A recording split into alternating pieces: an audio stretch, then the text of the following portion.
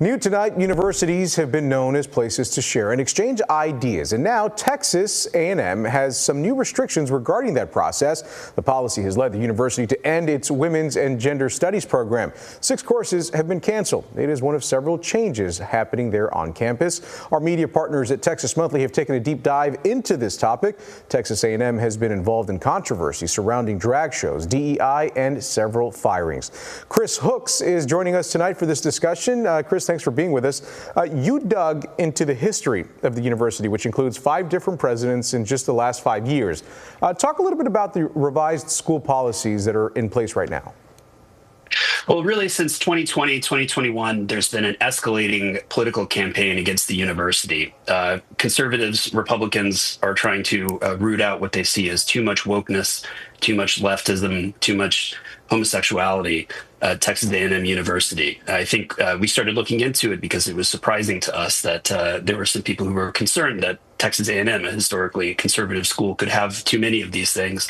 What we've seen over the last few years is that this political campaign has resulted in real pressure on the university, which has had a really deleterious effect on the school's ability to operate, including, as you say, they've had 5 university presidents on the flagship campus in 5 years, which is not a situation any college wants to be in.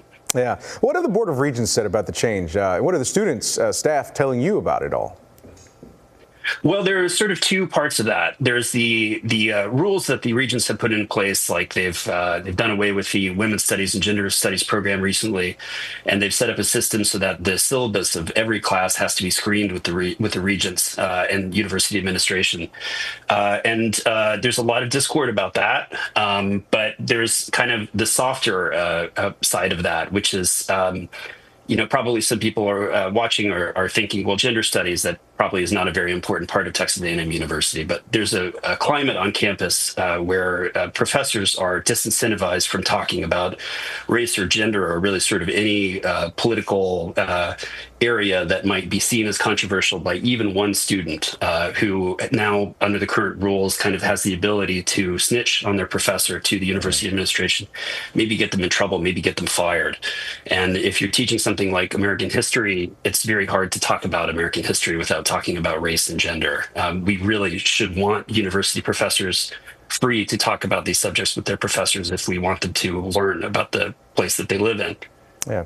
Chris, you say that there are 2 reasons, right, that this situation reaches beyond Aggieland. Expand a little bit on that.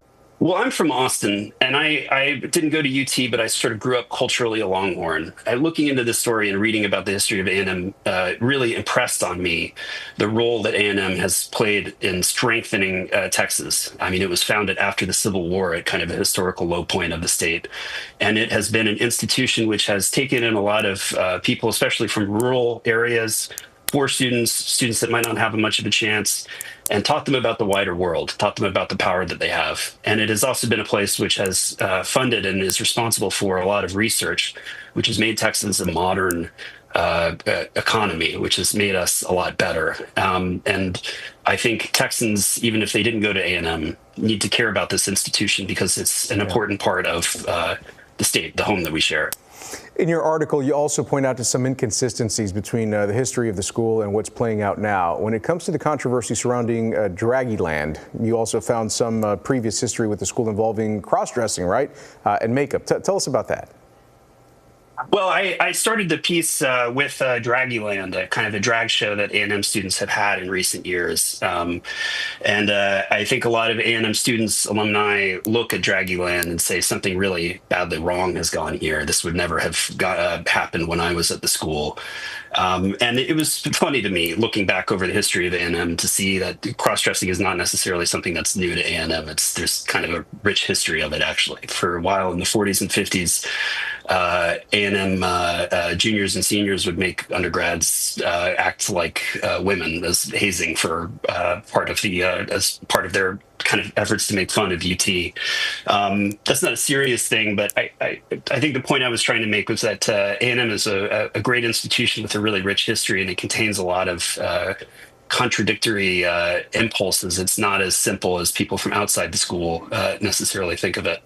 There is so much more, by the way, that he has uncovered that we could not get into tonight, but you can read the entire article. It's available right now on TexasMonthly.com.